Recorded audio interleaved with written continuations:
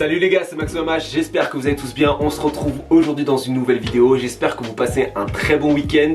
Aujourd'hui on va parler des tendances à oublier, parce que c'est vrai qu'il y a énormément de tendances dont je vous parle et c'est en général des tendances à suivre. Et là j'avais envie de faire un petit peu l'inverse, c'est parti. Juste avant de commencer cette vidéo les gars, n'oubliez pas de me dire en commentaire vraiment quelle tendance il faut oublier dès maintenant. Si vous êtes d'accord avec moi, si vous n'êtes pas d'accord, justement j'ai grave hâte d'avoir vos avis. Et n'oubliez pas aussi, si mon contenu vous plaît, vous pouvez me retrouver sur Instagram @maxomash. Et vous pouvez également vous abonner à la chaîne en cliquant sur le bouton rouge s'abonner et en activant la cloche des notifications. Comme vous l'aurez compris, aujourd'hui on va parler des tendances à oublier. J'avais envie de faire cette vidéo puisque je me suis rendu compte qu'il y a des choses que j'aimais et que je n'aime plus du tout, que je peux plus voir, soit parce que je les ai trop vues sur les réseaux, ça peut être des articles ou des tendances en elles-mêmes. Et du coup j'avais envie de partager ça avec vous pour voir si vraiment on était d'accord ou pas. Donc on va commencer tout de suite avec le premier article et ce sont les jeans skinny. Ça c'est quelque chose que j'ai porté pendant des années. Je portais vraiment que ça, je pouvais pas porter un jean avec une coupe droite ou avec une coupe slim, il fallait absolument que ce soit skinny. Et aujourd'hui je peux plus voir ces articles là parce que je trouve qu'au final c'était pas vraiment la coupe qui m'allait le mieux, sachant que je suis très grand et très fin. Donc c'est vrai que pour moi le jean skinny est vraiment une tendance à oublier. On voit qu'on est beaucoup plus dans les tendances actuelles sur des pantalons larges, des choses un petit peu plus fluides. On revient aux coupes un petit peu plus droites et c'est vrai que j'apprécie vraiment. Déjà en termes de confort, je trouve que c'est quand même plus confortable d'avoir des articles qui sont un petit peu moins près du corps. Alors je dis pas un jean ajusté slim, je trouve ça très très bien, mais les jeans vraiment skinny qui sont moulants sur toute la longueur de la jambe, c'est vrai que c'est plus quelque chose que j'aime porter et je pense que c'est une tendance à oublier. Alors là on va parler d'un article qui a fait énormément de bruit, je vous en ai parlé sur la chaîne, c'est un article que j'aimais bien. Malheureusement aujourd'hui je peux plus le voir du tout et c'est la Balenciaga Triple S. Alors je vais m'expliquer sur cet article parce que c'est un article dont je vous ai parlé pendant très longtemps. C'est une paire de baskets qui a apporté vraiment énormément de nouveautés dans le milieu de la sneakers et je trouve que voilà, c'est un article qui est mémorable et ça va être quelque chose dont on va se rappeler pendant des années encore puisque c'est devenu vraiment une référence en termes de sneakers. Je pense que si la marque s'était arrêtée à certains coloris, bah ça aurait pu garder un petit peu ce côté hyper tendance, mais là je trouve qu'il y a beaucoup trop de coloris et je trouve que malheureusement c'est une paire de baskets qu'on a beaucoup trop vu. Au-delà de ça, c'est pas une paire basique, elle est vraiment atypique, elle est vraiment très grosse, elle a une forme très originale. Donc c'est un article, on le sait, qui était amené à être démodé, je pense qu'il reviendra dans quelques années, même si on la voit encore beaucoup. Hein. Aujourd'hui pour moi c'est un article qui voilà, est à oublier entre guillemets puisque voilà, comme je vous l'ai dit, ça reste une référence en termes de sneakers.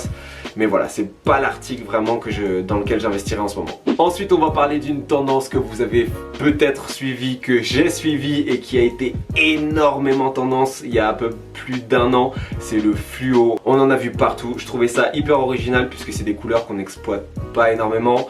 Je trouvais que ça rajoutait vraiment de l'originalité et puis en plus à l'époque où c'était à la mode, il y avait vraiment ce côté un petit peu vraiment streetwear, utilitaire. À cette époque là en plus il y avait vraiment un mouvement où on détournait tout ce qui était streetwear, tout ce qui était un petit peu habits de travaux, je sais pas comment l'expliquer, mais pour en faire vraiment des articles de mode. Et c'est vrai que souvent les couleurs fluo sont utilisées pour être visibles en fait sur ces articles là et donc du coup ça venait faire sens dans les tendances. Aujourd'hui c'est une tendance pour moi qui a oublié, ça reviendra forcément dans quelques années ou peut-être plus tôt qu'on ne le pense, mais voilà, à aujourd'hui je trouve que c'est peut-être un petit peu trop. Je pense que par touche dans certains outfits ça peut faire bien, mais aujourd'hui pour moi c'est une tendance à oublier puisque ça mérite plus l'engouement que ça a eu. D'ailleurs dites-moi dans les commentaires si vous êtes d'accord avec moi, mais pour moi le fluo c'est mort. Ensuite on va parler d'un article qui a été très tendance l'année dernière et qui est toujours très tendance, c'est le sac banane.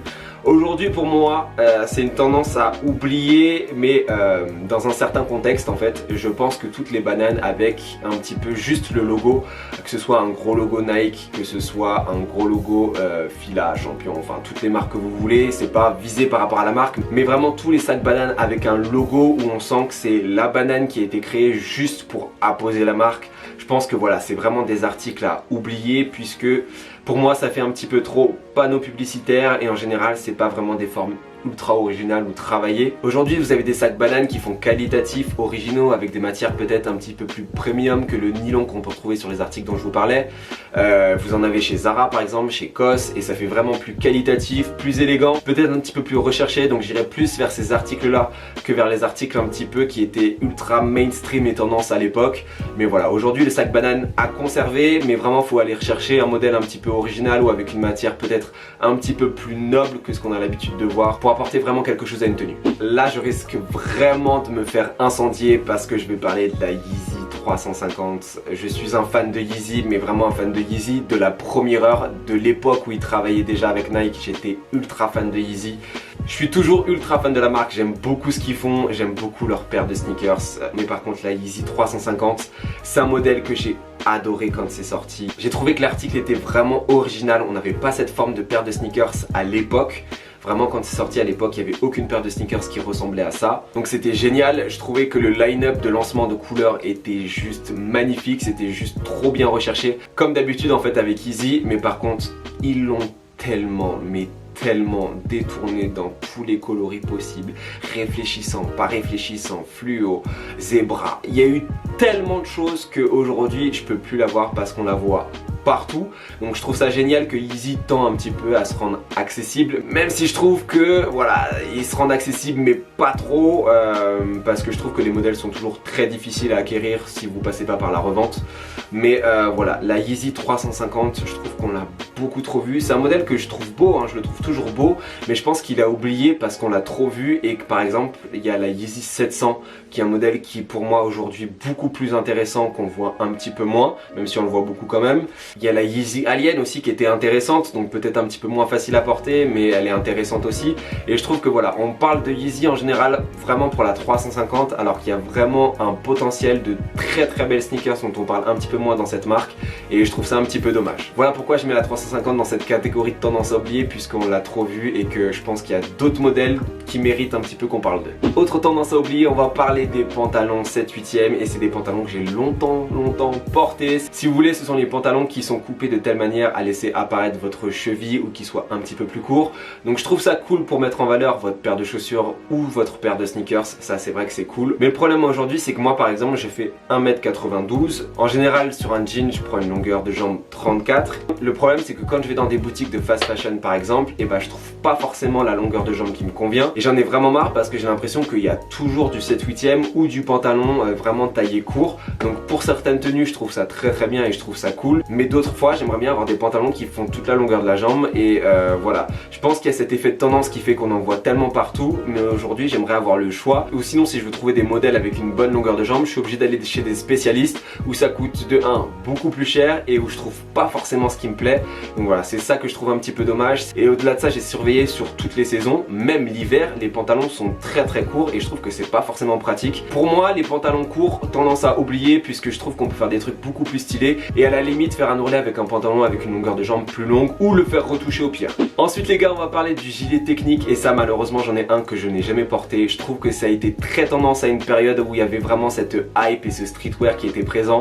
Aujourd'hui je trouve que voilà, c'est un article qui est pas du tout un basique, qu'on peut pas reporter facilement, qui est compliqué à porter. Le mien je l'ai jamais porté et vraiment c'est un achat entre guillemets que je regrette, même si je trouve que c'est ultra tendance et que à certaines personnes ça va très bien. Je pense que c'est une tendance à oublier parce que pas du tout facile à porter, et voilà, je trouve que pour une tenue ça peut être bien, mais tu peux pas vraiment l'insérer dans tous tes outfits de tous les jours. Voilà pourquoi pour moi c'est une tendance à oublier. Et dernier article dont on va parler, et ça je veux votre avis, c'est la ceinture Off-White, mais vraiment que pour les hommes, parce que je trouve que pour les hommes elle est moins facile à porter, on peut moins la détourner. Je trouve que les femmes quand elles le portent avec une robe ou un blazer robe, je trouve que ça fait très bien, ou même juste avec un blazer. Par contre chez l'homme je trouve que voilà, juste la ceinture qui pend au jean, qui est super longue, c'était hyper original quand c'est sorti, je trouvais ça ultra stylé. À aujourd'hui je trouve que ça l'est beaucoup moins, je trouve que c'est beaucoup trop voyant et je trouve que c'est vraiment réservé un petit peu aux gens qui aiment s'habiller hype. Alors peut-être qu'il y a des gens qui le portent très bien. Moi aujourd'hui je trouve que voilà, pareil, c'est un article qu'on a beaucoup trop vu, qui est assez compliqué à porter. Je pense que c'est pas un article qu'on peut porter tous les jours, et vraiment cette longueur tout le long de la jambe qui tombe, je suis pas très fan. Donc voilà pourquoi pour moi c'est une tendance à oublier, mais je pense qu'il y en a beaucoup parmi vous qui aiment beaucoup cet article, donc n'hésitez pas à me dire ce que vous en pensez dans les commentaires.